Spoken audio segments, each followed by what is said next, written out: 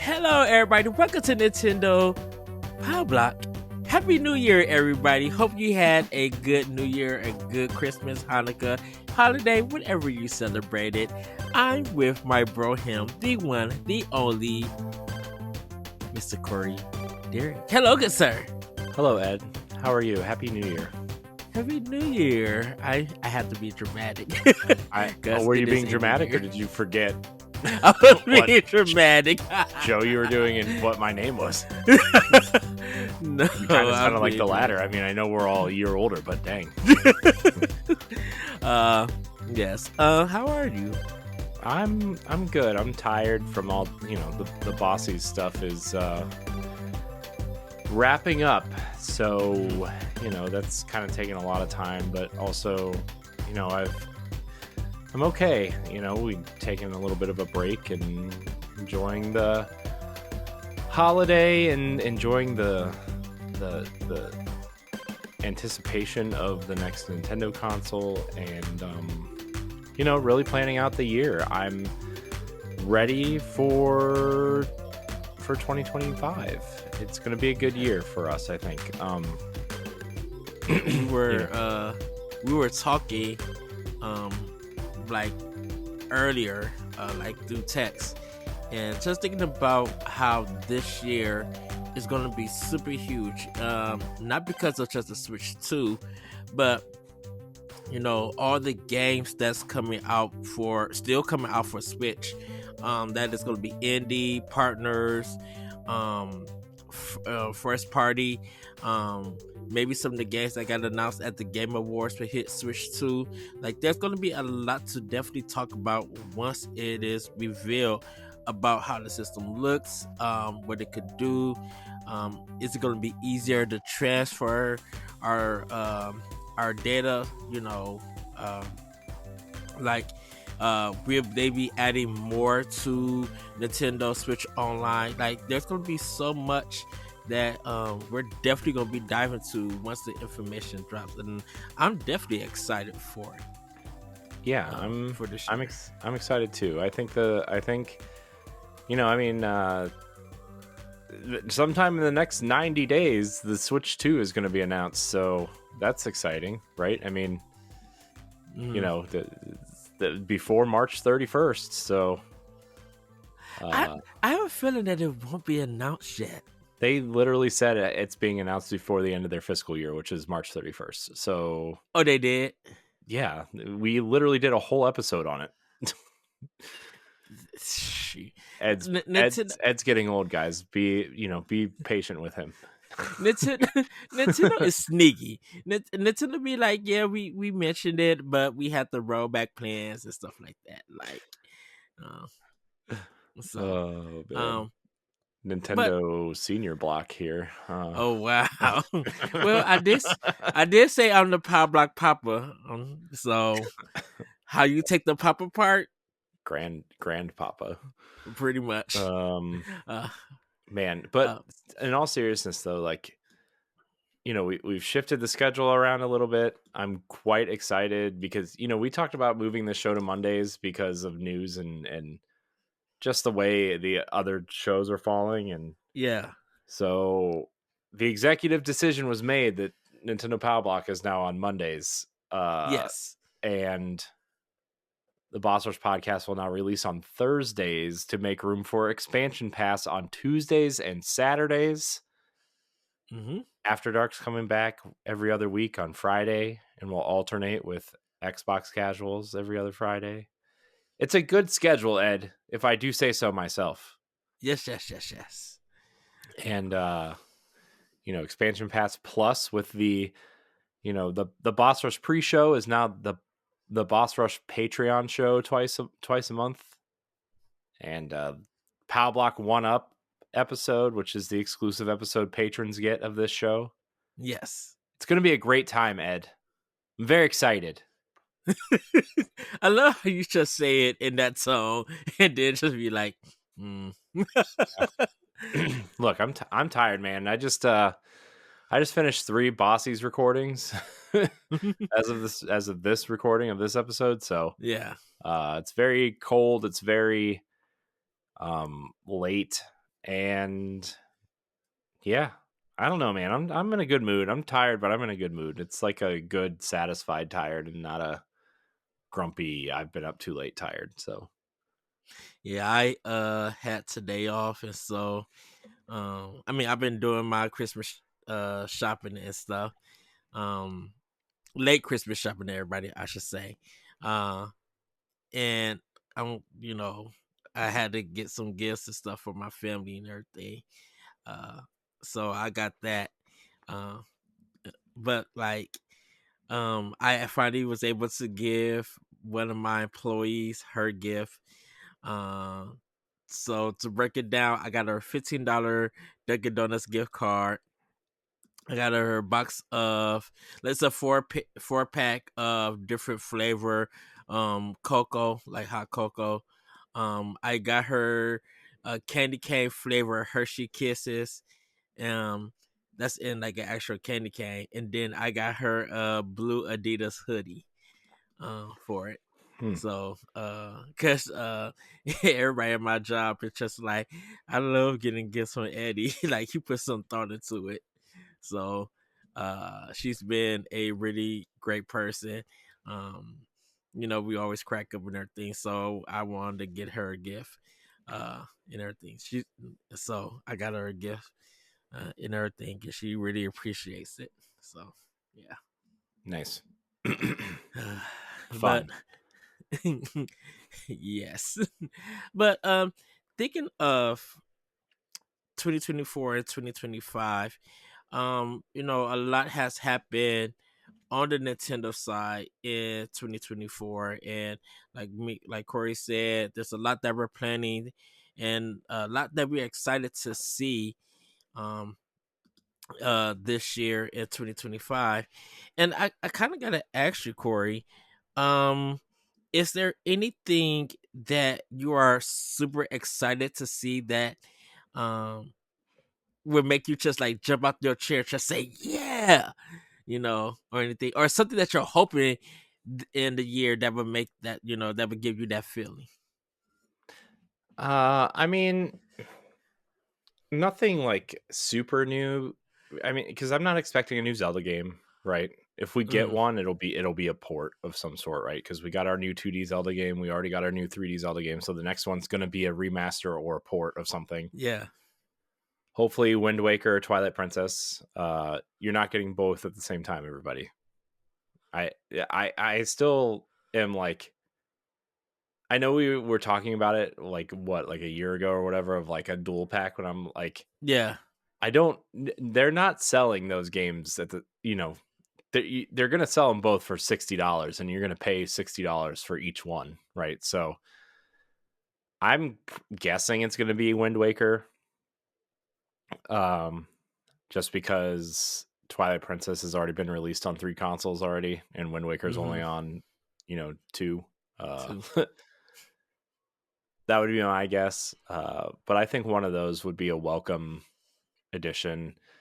I don't know. I'm just I For me, I'm looking at the gap fillers now. Like, where's Metroid Prime 2 and 3, right? Where's, you know, Mario Galaxy 2? Are they going to release those games separately now? The Mario, at least Mario Sunshine and Galaxy 1 and 2, right? Yes. I mean, they did have the 3D All-Star thing, but also, Mario 64 is available on NSO, and Galaxy 2 is not available, and neither are the other games anymore. So are they going to sell those separately? We talked a lot about the Xenosaga trilogy, Yeah. on the last episode. We talked a lot about, um, just some of these other games that could be coming over 3DS ports specifically, or DS ports, or, the remaining Wii games, and, what if the Switch 2 is as powerful as people are saying it is, are we going to get Final Fantasy 7 remake and rebirth? Are we going to get something like 13 trilogy that's been rumored for a while now? Um, there's just all kinds of stuff like that. I'm not really looking for the next big thing because Mhm. Nintendo's next big game is probably going to be a 3D Mario game. I'm almost certain of it now to launch with, especially because like you're not going to release a Donkey Kong and then a new 3D Donkey Kong game, which was the game that was rumored for a while. Yeah. I think the only thing right now that could be like have me jump out of my seat for joy would be Mario Kart 9 at this point. Okay.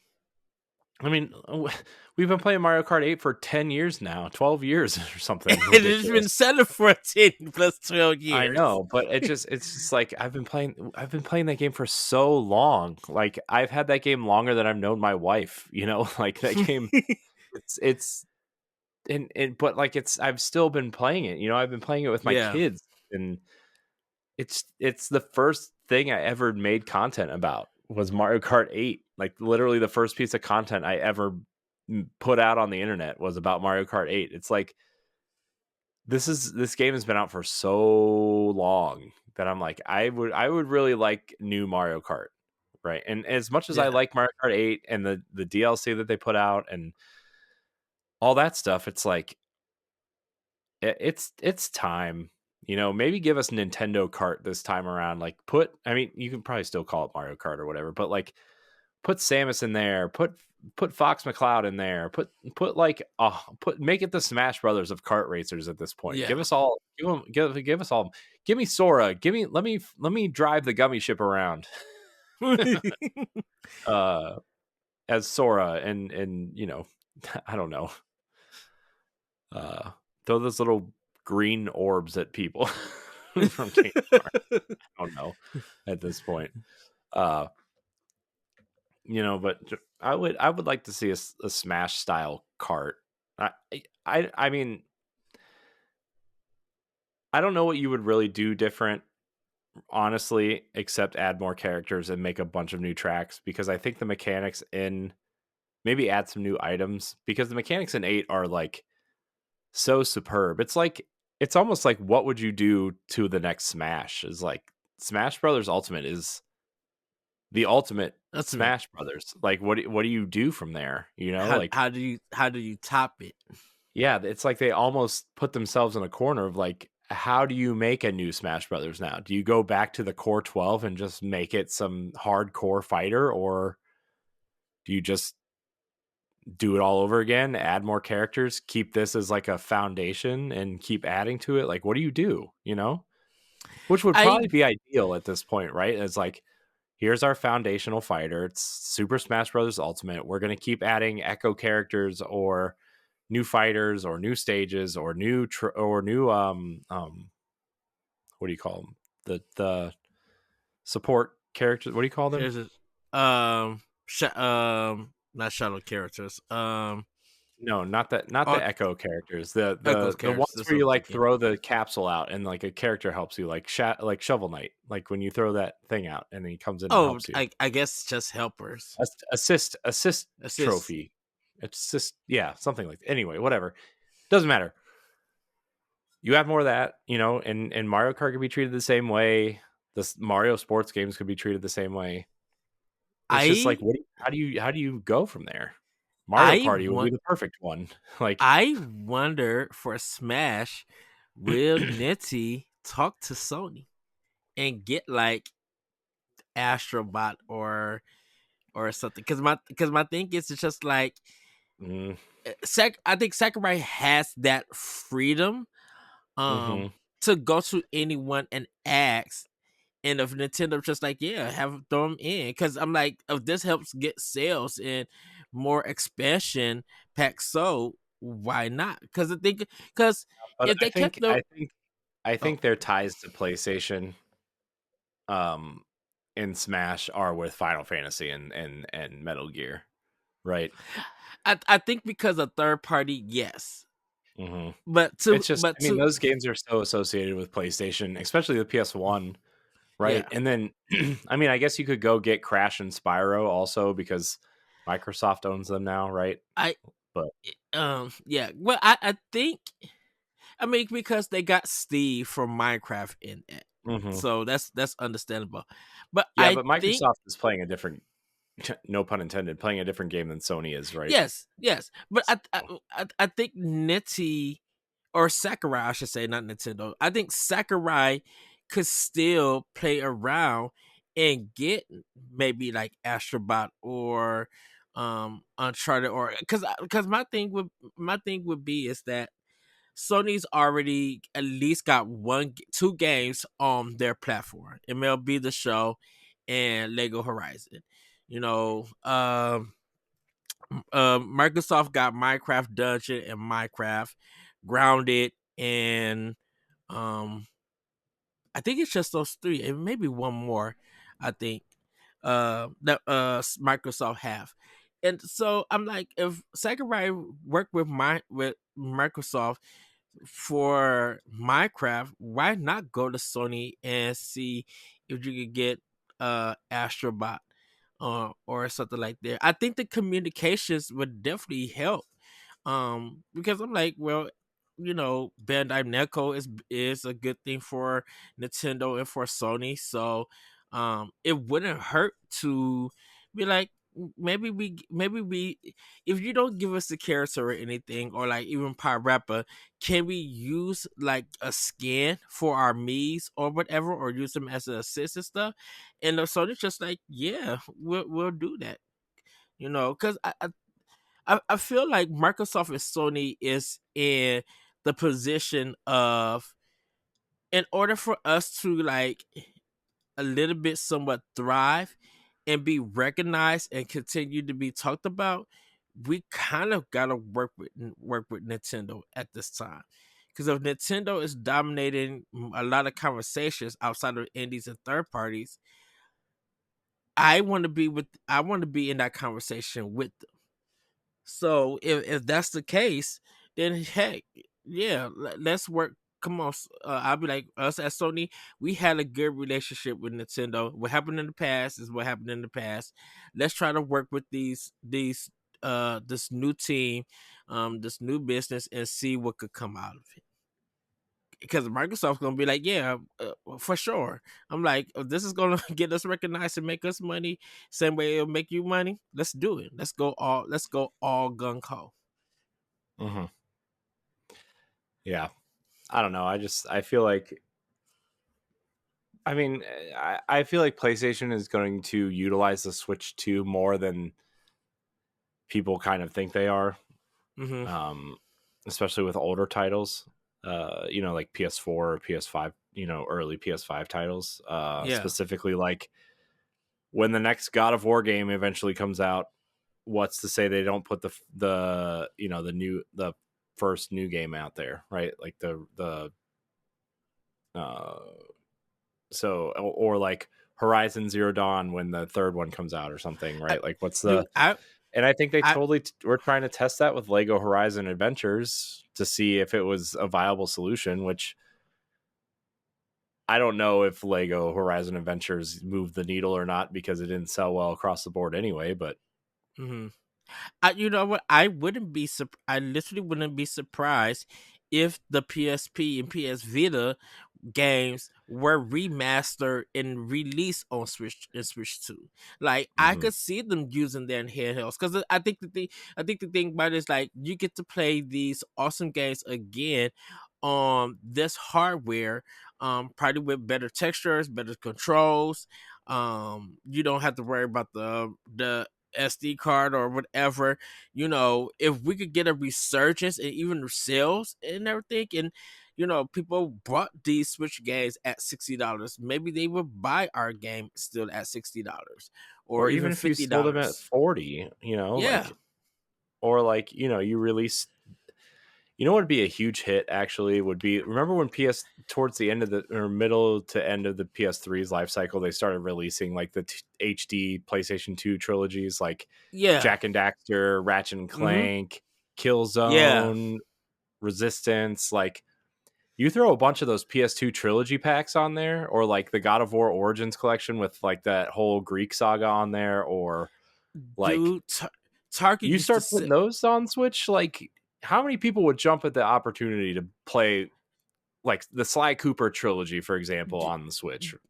Dude, those games were at Target for like $20. Yeah. Like, and they had copies and copies. So if they did that, be like, we're getting a full Sony game at, I would say, 24 or 30, let's say $30. Like, they had to raise the price. Fine. Those people will go out and buy those games and play them on Switch. That's good business for Sony. And of course Sony's gonna be like, well, we tested, maybe we could do the same thing for us. But everybody's gonna be like, well, you got your subscription service, just add them there. It'll be easier. If I'm paying you all this money per Well, year or per that's month. fine, but that's the same thing Microsoft is doing. They could do the same Yeah, thing. It was like, hey, you could subscribe to our service and get these for, as part of the subscription, or you can go over here and buy them for 50 or $60 a piece. because people are, And they can I totally do that. I do. People are willing to spend money on that Master Chief collection or Gears collection on Switch 2. People would spend the money. They would spend the coins. Hmm. Well, Cause, I mean, cause I, they've been talking about putting the Master Chief collection on PlayStation for years at this point. and I think with a lot of people, this is the difference between doing it on a Nintendo console than it is doing through a service. And everything. If you get the physical or digital copy, I should say, and let's say Switch 2 is still compatible to be on the go. If we got an SSD inside, who knows? People don't have to worry about the internet connection, the online stuff. They could pick up, play, and go. Um, and I think with people still caring about physical, um, physical games, uh, that's gonna be like, okay, if I could order a physical straight from Microsoft, or if I could find a store who still are selling physical video games, I'm gonna go there because the business is gonna be like, okay, people still want physical, let's go and do physical. Or this is gonna help the post office and everything. We sell our physicals, we still sell physicals, but we're only doing it on curbside or we're doing it through the mail and everything. Hmm. I had to get my Indiana Jones through the mail through Best Buy. They weren't selling the game anymore. It looked like the same thing would happen at Target. Like if I want some of their video games, um, I had to order it and have it shipped to me. So, and I know that's kind of making people want to think, well, let me go to the digital age. But I'm like, with these hard drives not being big enough, like a 1 terabyte nowadays is not doing anything. And I know they want you to pay more to get like an SSD stuff, but that's still not enough. Because Right. you still have to Well, go out and pay more to upgrade it to whatever terabyte that the system could be put on. right. But Well, I mean, that's why the Series X and the PlayStation 5 Pro now have 2 terabytes in them. I mean, you're still mhm. paying more for those hard drives, but they are available on consoles now, right? So, Right. uh, which, I mean, I think what they anticipated was the consoles or the games not taking up as much space, right? Because of the way that assets work and loading Mhm. works on SSDs, and the way loading and everything is they're capable of. But at the end of the day, like Call of Duty is still 130 gigs. Destiny 2 is still 138 gigs. Indiana Jones is 113 gigs, right? I mean, they're still the massive games. So like Yeah. it's not working how they anticipated. So you're gonna have to have those bigger hard drives at this point. Right. And so and I think that's why hopefully Switch 2, like I would love to have like an SSD card the size of a micro SD card and everything. I would like, even if I had the, even if they sold that a 3 terabyte one for that and it was like 200 some dollars, more people would pay that um to have that much space their Switch 2 and everything. If that's going to be allowed, we don't know anything. Um, but going back to Microsoft and Sony with their games on Switch 2, I really feel like there is a chance that that'll be really good business for everybody because with Sony right now, their first party have to go to PC for them to make sales. I mean, not all of their games, but at some point in time, they're doing the Microsoft stuff where most of their first party library is going to end up on PC and mostly through Steam. Microsoft got their games through Steam, Game Pass PC, and on Windows. Uh, where Sony got theirs on on Steam and on their console, and they have to do that because they got to make up all that money that they spent for that game, you know. Hmm. Uh, and so Nintendo doesn't have to worry about that at this moment and everything. Right. So, um, well, for me, the thing that I think that would make me like super hype and say and jump on my seat and say, yeah, I think it's time for Sega to make that move and put the Dreamcast and Saturn on Switch. I know there was just a report saying the CEO said that they're not a retro company. They're not gonna do the minis for a Dreamcast and Saturn. I'm like, get your stuff on Switch. I mean, get your stuff on Nintendo, or try to get that mug on Game Pass. You got a huge library that you could put those games on that people will buy, or people will subscribe to play those games.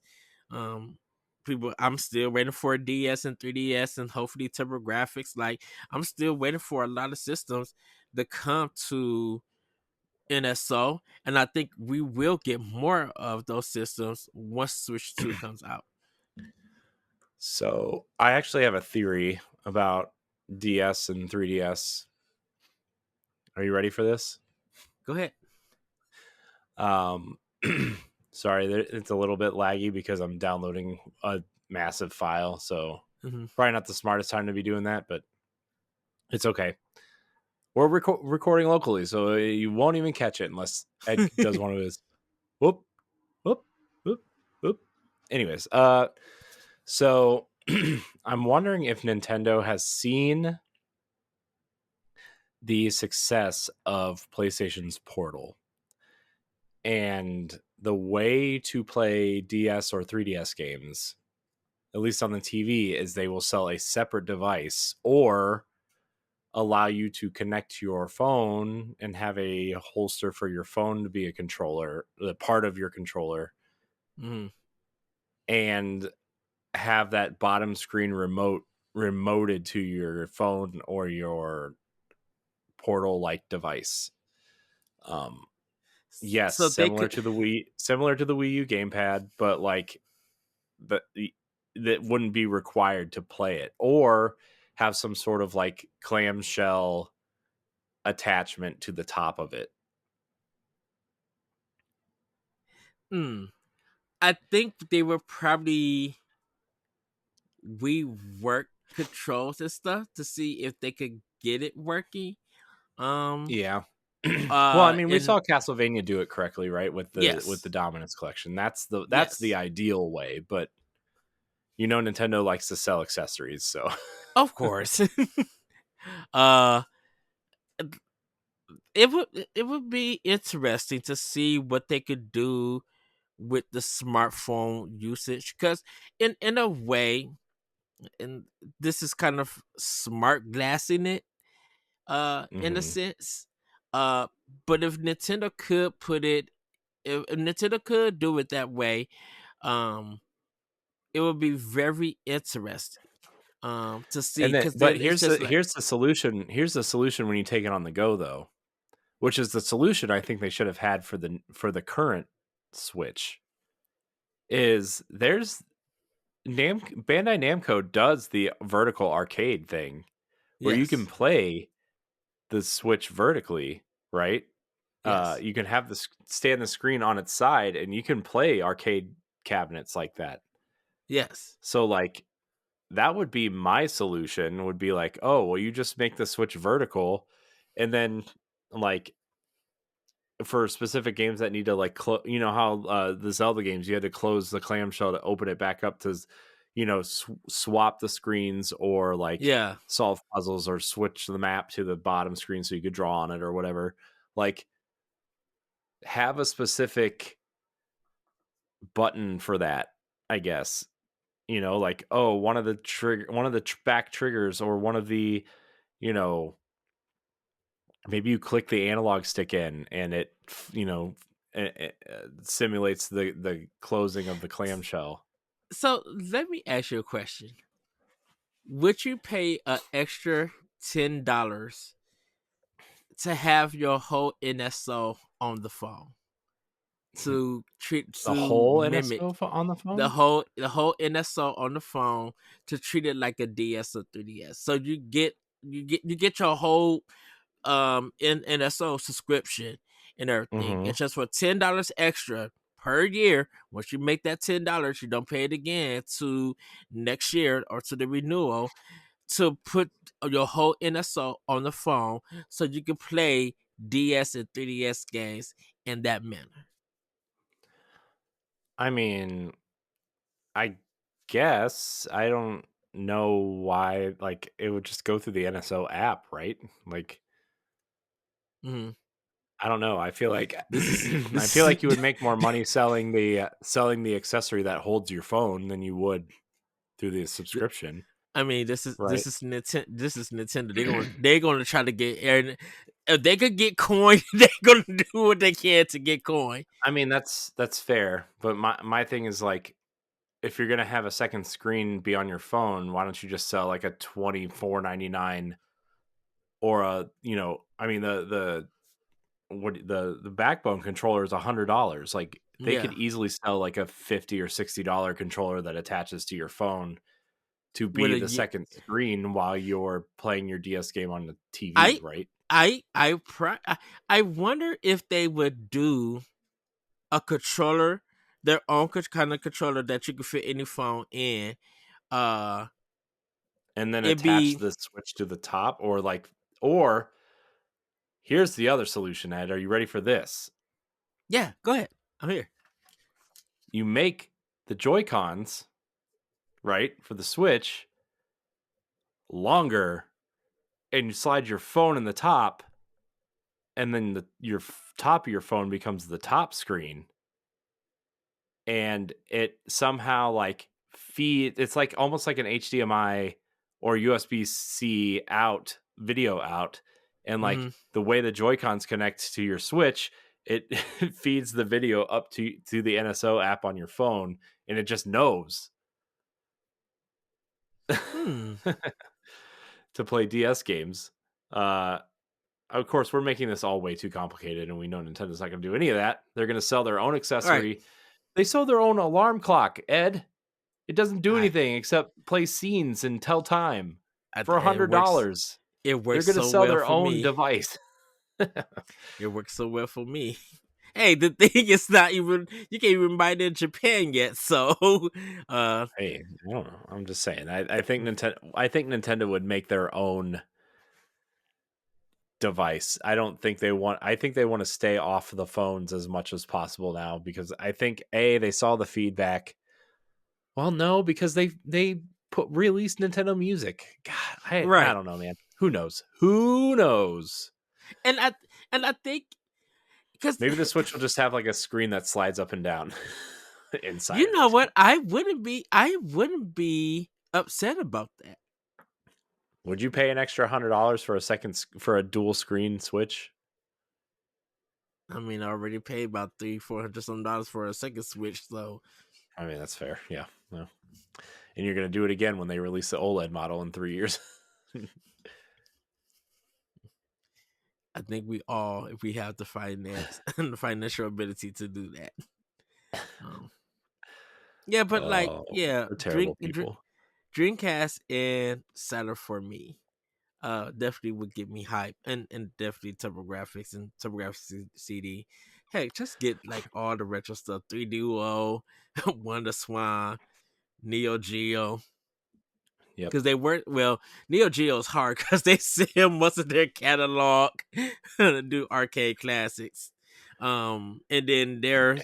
Neo Geo been selling their arcade games do collections. I think they just announced like Volume 3 and Volume 4 or some in Neo Geo games. I'm like, oh yeah, y'all really trying to bring the classes back. Yeah, I mean they are. I mean, I guess. Konami, Snatcher, Police Knots, that's money right there. Yeah. So, So I don't know. I mean, I would. I think NSO is a good place for Saturn and Dreamcast games. You know that, and I think stuff like NSO and Game Pass and PlayStation Plus are probably the better parts for those. And then you can sell them in a collection, and people can mm-hmm. buy their physical copies, and you know all that stuff. I think that that's probably the next big thing because there. I guess there's been a recent pretty decently large breakthrough in Saturn emulation. Um, Yeah. Um. Yeah. so I yeah. I think I have a feeling that Dreamcast would probably be easier than Saturn because of Dreamcast being um near so easy to. arcade perfect. Well, Oh yeah. yeah. Plus, like all you had to do, the Bleemcast disc, just burn it. Yeah. Dreamcast kept Blockbuster open an extra 5 years. And Blockbuster used to be the spot. Dang. Um I think I rented like 3 or 4 games from Blockbuster. I never did any movies. If I did movies, it was movies I did at Hollywood Video because they were like $2 on Hmm. Tuesdays. Um, Yeah. We never really went to Blockbuster like at all. If I went to Blockbuster, it was with a friend, like when they were renting stuff. yeah, I never went. yeah. And I think the first Blockbuster game I rented was NBA Jam on Super Nintendo because me and my brother was staying at my grandma's house on my mom's side. We were staying Hmm. at her house, and my cousin he left the Super Nintendo at her house, so we started playing like NBA Jam over there. Hmm. And stuff. And then when my next door neighbor, his dad would take us on Saturdays to get so he could rent games, and we would play mostly all Saturday for games and stuff. Hmm. Check. I beat Tomb Raider on his PlayStation 1 on Christmas Day. So I mean around Christmas time, not Christmas Day. Nice. So Oh, Tomb Raider. yeah. I'm playing Rise of the Tomb Raider. I just finished the modern Tomb Raider. I am getting back to Indiana Jones. I just got to um I'm like I guess I'm in the city cuz I got the priest clothes and everything. Hmm. So now it's kind of like a little bit open worldish sandboxy where I'm at. So I just need to start playing some more uh Nice. for it. Nice. So I need to play some games that I've been too wrapped up in all the bossy stuff that I'm just like mhm. I'm ready to not do this anymore. uh well, it's gonna be an exciting show. I can't wait to see the trailers. I can't wait to see the winners. I can't wait to see just the whole presentation all together. It's gonna I be can't believe I'm kind of shocked at not just who won game of the year, but by how much they won. The our game of the year winner received over 50% of the votes. So, okay. which I is I don't know. interesting. Uh it's something, yeah. Well, we shall see who takes game of the year for who gets the ultimate boss key. At the Um, time of this recording, I think I'm the only one that knows who won at all the categories at this point. Pretty much, yeah. At this Hmm. time, I mean, we just haven't had that meeting to tell everybody who won. Uh, I had thought about keeping it a secret until the I Bossies say air. do. I say don't say nothing. I just One think of it might the be more fun that way. I think it Yeah, might be I think fun. so. It is. Yeah. Like if you don't hint anything, because I think it. I, this is the thing about awards in general.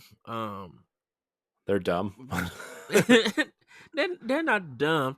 Um, I think it really, it gives us a sign of what was popular throughout throughout that year. Um, and even if it, so well, or it did some kind of numbers, um there was some at some point, as a gaming community in the industry, there's this one particular game out of these other particular games that just did something that moved the needle forward, or it was just something to remind people of what a video game is. Because like I'm I'm surprised that, like, when Resident Evil 4 dropped on the GameCube, that it didn't take Game of the Year. It's amazing to see a game that still to this day um has changed the action, survival horror, and gameplay of just different games in general, with the over the shoulder, and just on how that whole game came out. And even with the stories behind it, like Resident Evil 4 has been something historic. So to see that it not win Game of the Year when it came out is kind of very interesting. um Hmm. it, when I think of Game of the Year, um I think the one game that really always that key comes to mind, or series or franchise I should say, is probably The Legend of Zelda. I feel like there's something about The Legend of Zelda that I feel like is still probably the number one franchise that may have the most Game of the Year wins.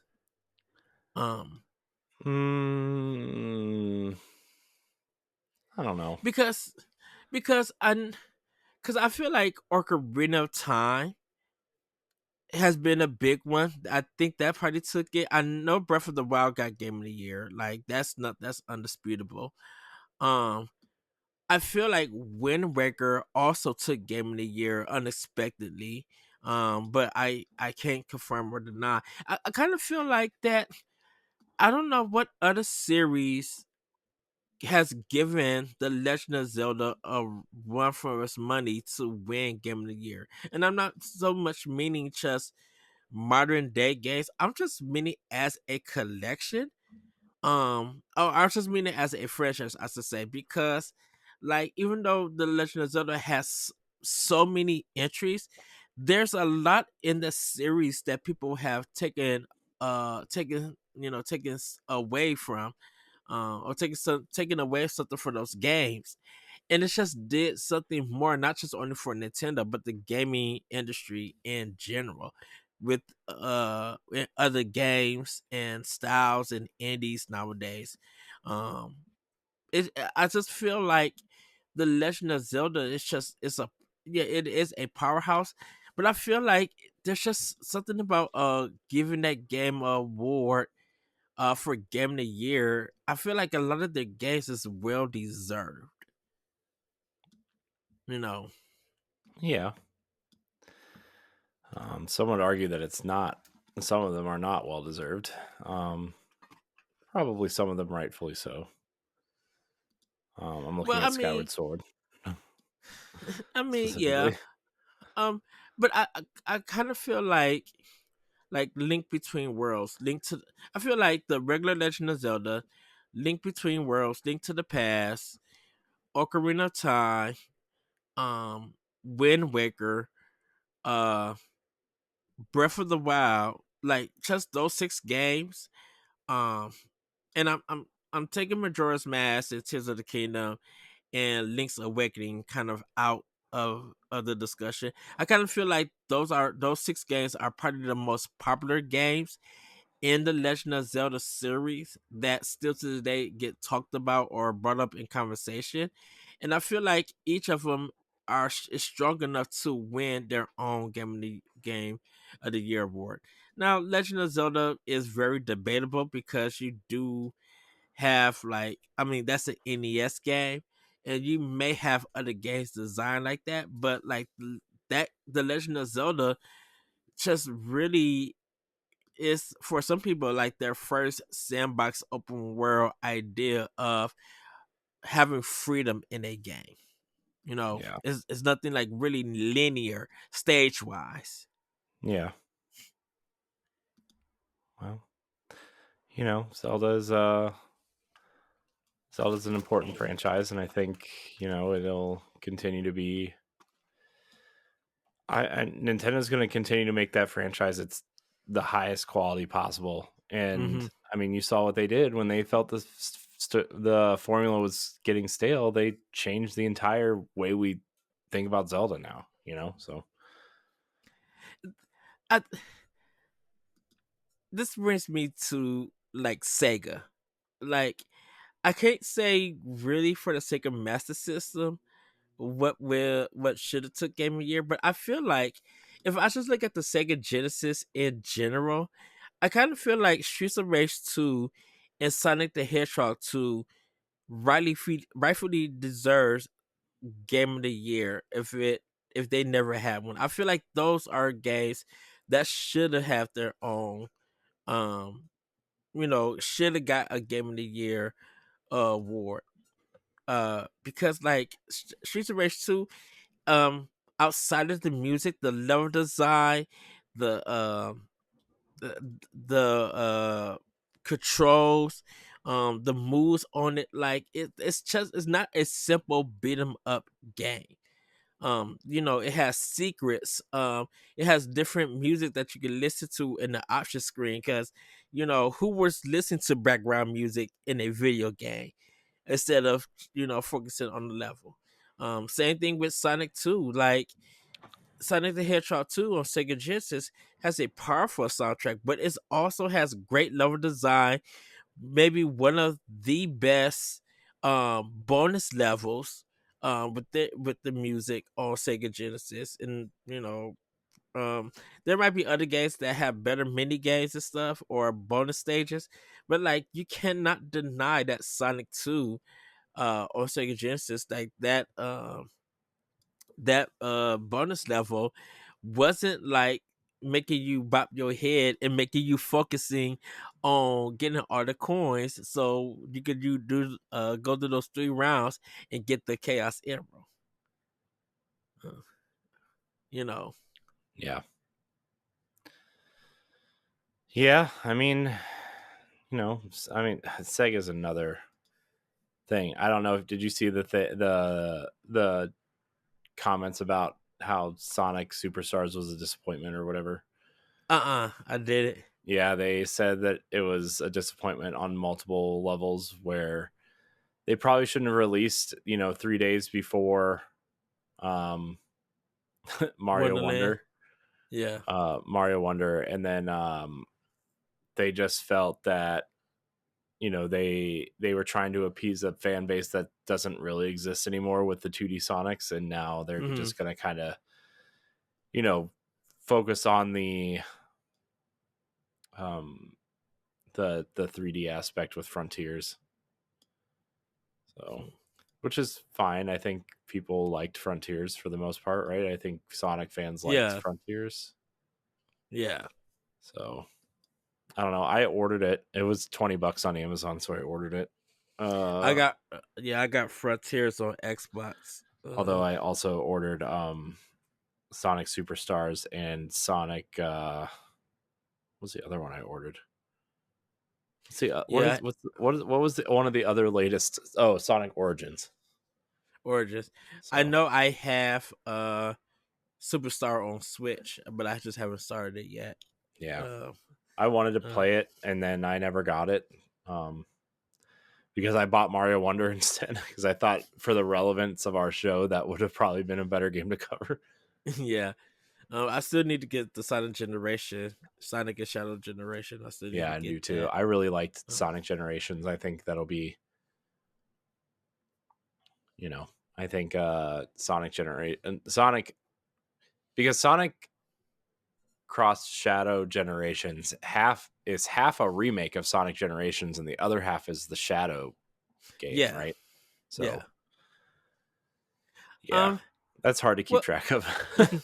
well, Corey, is there any game across any platform that you wish, or that you kind of wish got Game of the Year award? um, I mean, I can't really think of any. I don't know. I still think that like games that deserve it earn it, and Mm-hmm. sure there's a rare exception of games that I don't know if they deserved it or not, but like at the end of the day, for me the awards mean nothing. I mean it means a lot to these studios, right? And I think the developers deserve to earn those awards, right? But like Yeah. as a consumer and as a person who is really deep into the games industry in terms of like what I pay attention to and what we pay attention to, I guess I should say, and just learning to form my own opinion about games, like I would rather just sit and form my own opinion, and if I like a game, I like the game and I'll put it on my own list, and have kind of lost I feel like I've lost touch with like what the general fan base does when playing games because Mm-hmm. uh I'm gonna be honest, I met two people during the Bossies things that like two people had never heard of Astrobot until I brought it up. And and I'm not gonna name any names because that's you know they're into what they're into, but one was a developer and one was a creator. And that's it was strange to me that high profile of a game they hadn't heard of. And we recorded after the Game Awards, which it won Game of the Year. So, uh, Plus was up for several other awards. So I don't. It was strange to me, but again, I also know people who bought a Switch at launch for Street Fighter and Bomberman and not Zelda. So that people, it just proves that people are into games for different reasons and they like specific types of games and are only into specific types of games. And the average person who's like, I don't know, into Souls games might not be paying attention to the latest platformers. You know what I mean? Like Yeah. it's just people are into different types of games, and that's it. And I think that just proves that our industry is so big and so vast and so unique that like you can't pay attention to everything. It doesn't matter how big or small the games are. Half the games on the list for game of the year I haven't touched or even heard of. Well, not game of the year, but our games. Because we tried to let people nominate certain things and be champions for certain things, and that's the audience we've curated here. And I'm not the biggest indie person, but a lot of our nominees were indies, and Yeah. that's awesome. And I mean, I want to support indies as much as I can too, but like I'm not the person who goes out and like finds indies. I find these games through our community and people that we do this with, right? So Mm-hmm. uh that serves a purpose too. So I don't know, man. I think that's why, like I was watching the Indie World Direct. I was watching our direct recap for Indie World and the partnership, and then that made me go watch the recap. Not the recap, the Indie World and um third party partners direct, because I'm just like, I want to make sure that this game actually came out so I could go and buy it if it's out, or Right. see if there's a sale on it and stuff. And I try to keep up with everything from Microsoft, Sony, and Nintendo. And I also try to keep up with PC and everything. And I think that with so many games out there, um, I I I I get lost when I don't see a release date or someone doesn't remind me, oh, that game did come out, and be like, when? When did it drop? I didn't know this game. Like, and I keep trying to check up on stuff, but there's just so much. There's sometimes games that just come out that's not on my radar, until like late or anything. You'll find out, be Hmm. like, oh, this game came out 2 years ago. Wait, what? When? And Right. everything. Yeah. Um, Yeah. So it's just games, man. They're just. I mean, you're also talking to a person who's been playing the only game I've made time for is Roller Coaster Tycoon Classic in the last couple weeks. So but I think that would be a game that you would give Game of the Year with Roller Coaster Tycoon. yeah, in 1998 when it came out.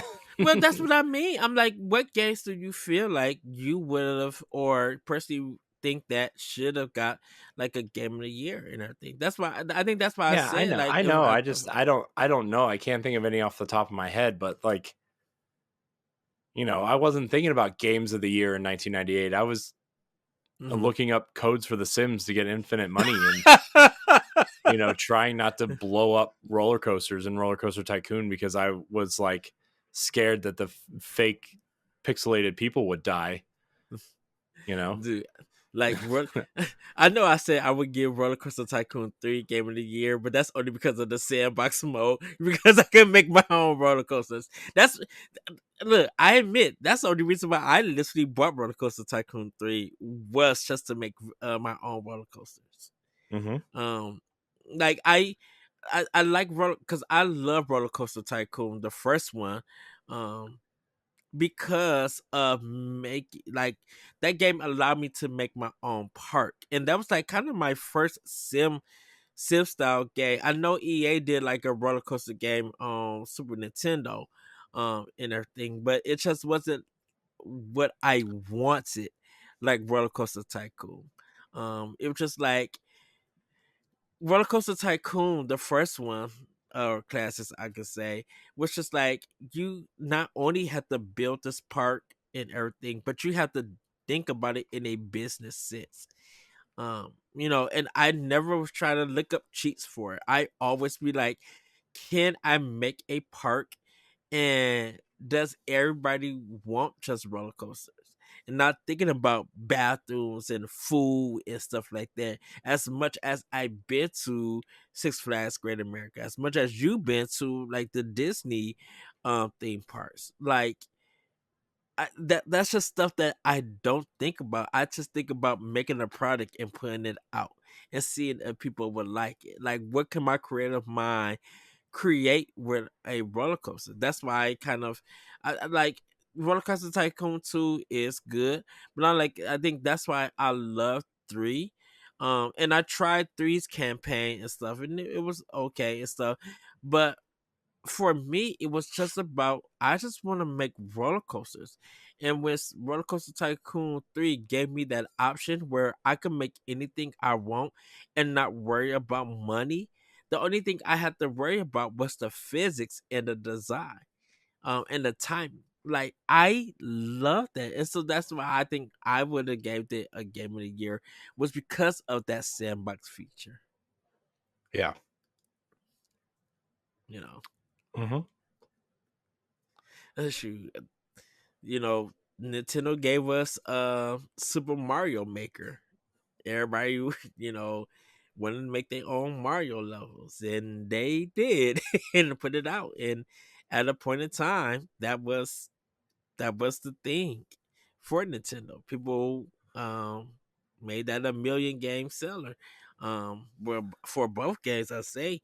Um, and people were creating difficult levels, and creating their own challenges and seeing what they can make with the tools that was with them.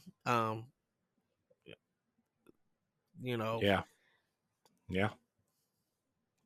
like Yeah. so oh Gross. Oh, yeah. I think I don't know. I think I'm at a point where like the coming up with these awards, and you know, it's fun to have. It's fun to have people participate and run them and make them fun for people. But like Yes. personally, I'm at this point where like I don't know if these awards really mean anything to me. You know, I just want to play fun, good games, and you know, I I don't know if we talk. I don't know if we talked about our Switch in review, like the thing Nintendo sends out. Um, We have not yet. but my Um, second most played game on the Switch this year was Disney Dreamlight Valley, and it's like okay, you know, like that yep, that checks out, you know, but w- it's like that's never going to be up for any sort of game of the year, but I'm okay with it because like I like running around once every, you know, for mhm. 3 weeks at a time running around mining stuff and selling my crops to Goofy because he's an idiot and buys it all so I can go upgrade things or, you know, have Moana go fish for me so I can, you know, cook meals for Remy or whatever, right? Like it's just fun and like my kids get into it and I don't know, man. It's just I'm at a different stage in gaming in my life and it's much more fun to play games that way than it is to like try to play the latest and greatest all the time, which, you know, I'm Right. still going to do for this show, right? Like but like my focus is going to be on Nintendo and the things that I want to play this year. It's not going to be anything like I don't know. I know I try to like have a focus every year on what I'm going to try to play and do and sometimes I stay on focus and sometimes I lose focus, but I don't know. I've just found that especially recently because my kids are like starting to really get into games and stuff and to the point where like I'm actually thinking about either getting them a Switch. I mean, one of them can have my launch Switch. I don't really care about that, but like getting a second like another Switch Lite for one of them to play or Hmm. whatever, right? Like and getting the Nintendo Switch Online Family Pack because you know the games that are digital they can play without having to worry about me you know being online or whatever, right? So Yeah. I don't know. Yeah. We'll see. I'm working on that, but Yeah. I know for me, this is like Nintendo. It's just like I'm still uh I will have the ability later on this month to get my PlayStation 5 Pro. Um because I definitely want to have a pro ready for Ghost of Yotei. That like that to me personally that is a must. Um and then just be uh, I think the thing with Sony going forward with just PS5 is that I won't have no physical for any of those games. Everything I'm going to have is going to be digital.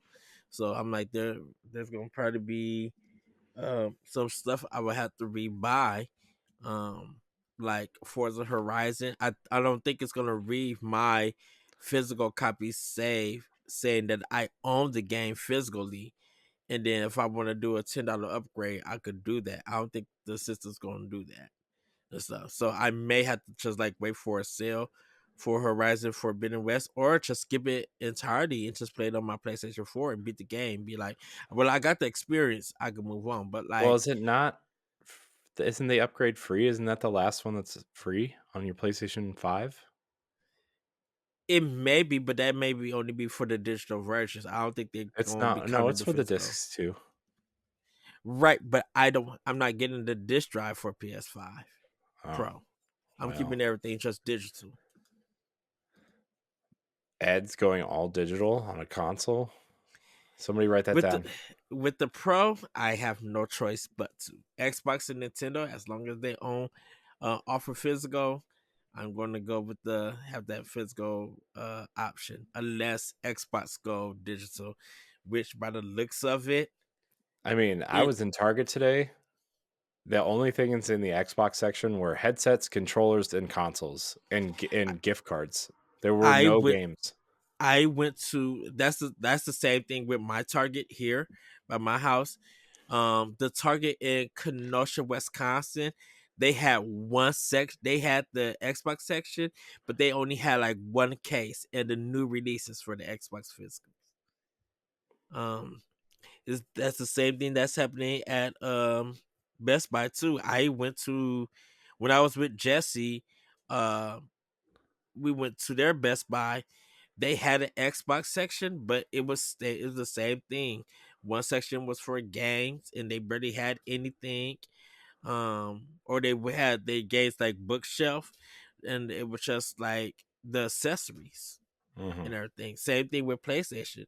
Like the biggest video game section that they had in all the Targets and the Best Buy was the Nintendo stuff. Hmm. So, um, like right now, I'm at the point like where can I even buy physical Blu-rays and stuff? And it may be like I have to order it, and I'm like I don't want to order through Amazon because of the situation I dealt with them. Um, I want to be like, where can I order? Because I just don't want to do digital movies and stuff. Because if they pull the license, I lose out on the money. They did that with Zoom. They pulled one of the license for one of the movies, and I don't get my money back. I just lost out of having owning that movie because they pulled the license. Yeah. Well, So man, this digital age, man. Remember when things were simple, when you could just go to Toys R Us and pull the tag, and the most complicated thing you had to do was go to that little window and shove the ticket under the window, and they had to go run away for 10 minutes to try to find the game. yep. Well, I had to do that for the Power Wheels. So and bikes. Yeah, Uh, yeah, so. so fun. Good times. Yeah, for you as a kid, not for me as an adult who had to work doing Yeah. that. Yeah. Well, Corey, how about we call it a wrap right here? No. Okay. Yes. Are you what before we go, because like our I mean this is 421, right? But like our next regular formatted episode is going to be next week. Uh Yes. so is there anything are you what's the most exciting thing in 2025 for you besides like a new Nintendo console, because that's a given. Okay. Besides hopefully going back to PAX this year, East and West. Um, I think the most excited I am, uh, is kind of, um, man, I really think at this point in time, and aside from the launch library of Switch 2, if that ever gets released, Hmm. I really wonder if Nintendo is going to um get any. I wonder what Nintendo and Platinum Games is going to do Um because with uh Kamiya opening Clovers, I really wonder, and with some people rumored to have left Platinum Games, I really wonder will what Nintendo and Platinum is going to do. I mean, And I don't know if Platinum is even gonna. out of anything, I think that if Platinum falls into any financial problems or anything, I think Nintendo will probably acquire them and stuff. It probably depends on the talent that's still there, right? Though, I Hmm. mean, it depends on the talent. It depends on how much, It does Bayonetta mean anything to them at this point? I think so, yeah. Um, Cause, cause I mean Astral Chain also, right? Like yes, that was a huge win for Nintendo. And yes. that first game, like they said, they designed it to be a trilogy. So as long as that game sold well, I would imagine Mm. that a sequel is in development now, right? Like that, I I would imagine. Yeah, cause I think I think Square Enix won't do anything with Platinum for a while. I don't think Activision, well now they're with Microsoft, won't do anything with them. If it comes to them, and I think Nintendo and Platinum got some games in development.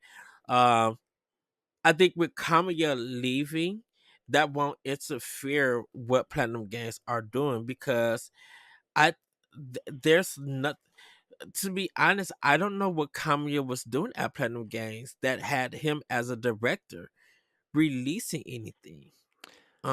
Right, His because Xbox game, wasn't because he didn't direct Bayonetta 3. he didn't direct two neither. So what I mean, what would it be? I mean, I guess what the Wonderful 101 remake thing, Probably remaster. I mean, I know he was because working on Project GG for a while, right? Like that whatever that follow-up was.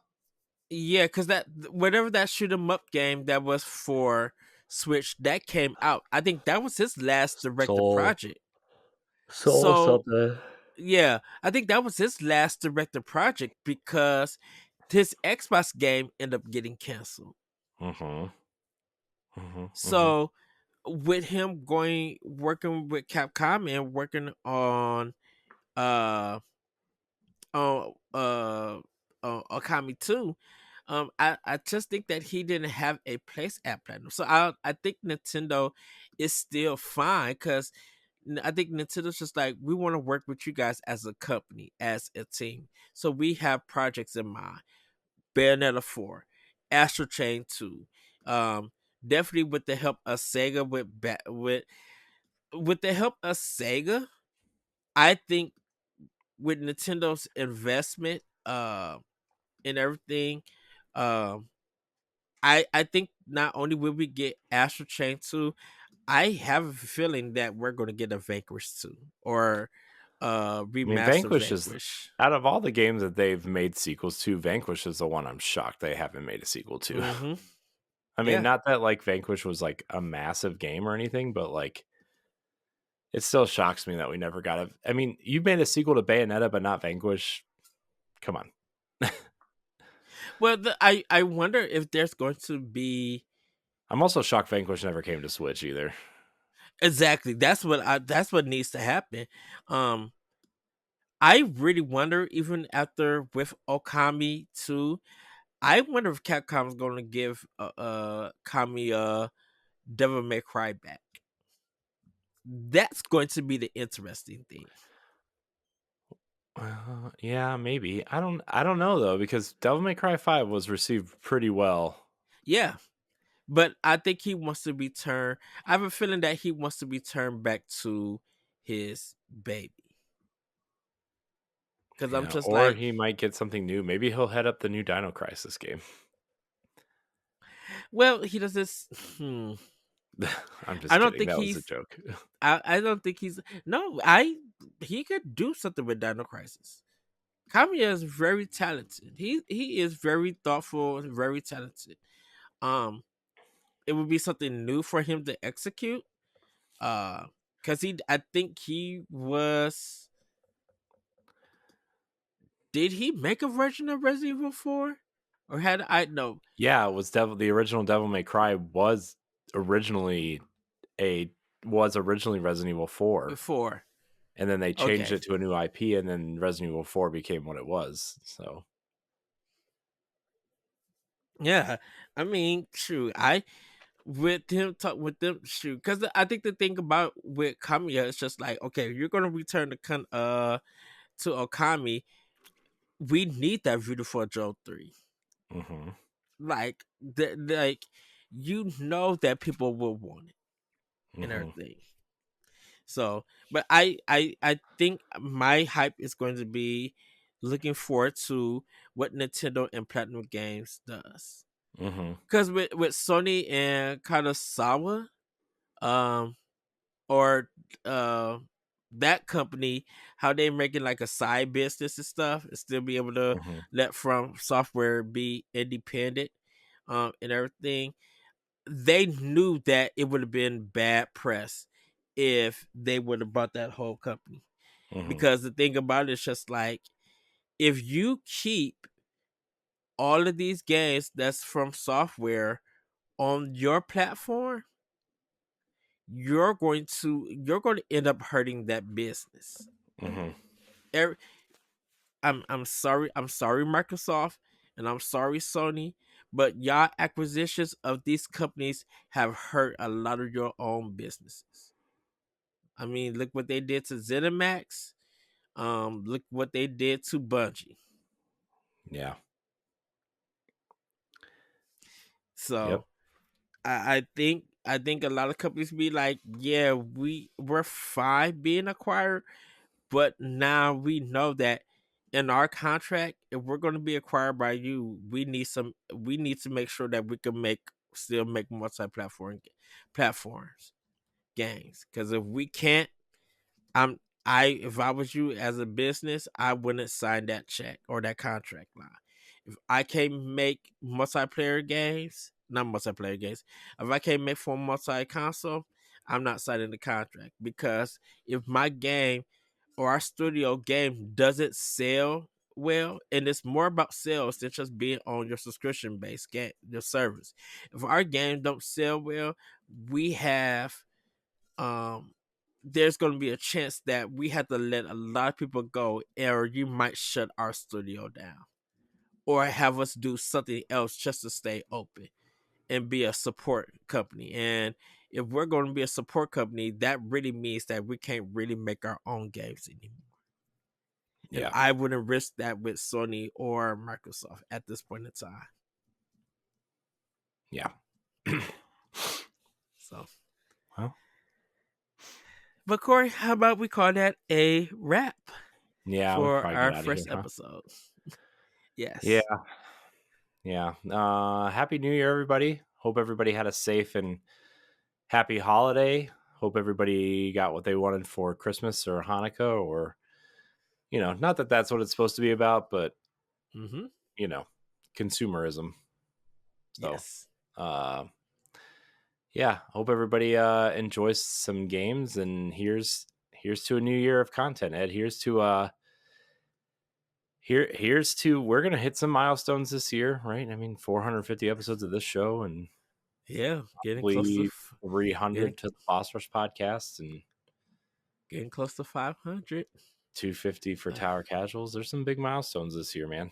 We're gonna Yes. cross some stuff. So, Like I said, hopefully we're able to get back to Boston for PAX East. I I want to, hopefully I meet a lot of the developers, play some new games, meet some new people. Uh, you know, yeah, it's gonna be a big year. Last but not least, everybody, please be ready for January 16th for the Bossies Award. Um, we got a packed show, great guests, um, a lot of categories for games. Who will win? Who will take the ultimate boss key? You will see it's on called January the Big 16th. Bots key, Ed. The big boss key? Yeah, come on. Uh, Well, I like to say ultimate. I can't help Well, you're wrong. It's all about branding, Ed. it. Branding. Well, Can't confuse people. we just been saying the bossies on our boss key. So You're the worst. You're when fired. I'm not the worst. How am I fired? We're just starting out 2025. Well, you should have thought about that before you messed up. Everybody, the nonsense has begun. I love you, man. I love you too. Well, everybody, have a great week. Have a great weekend. And we'll see you next time on Nintendo Pow Block. Bye, everybody. Goodbye. Woo-hoo! If you want to see how you can become a Patreon producer, head on over to patreon.com/BossRushNetwork. The Patreon producers for this month are Adriel Munger, Austin Campbell, Celeste Roberts, Christian S., Sana Dierig, Francisco Santillan, Matthew Keel, and Todd Oxtra. Thanks for your continued support of the Boss Rush Network.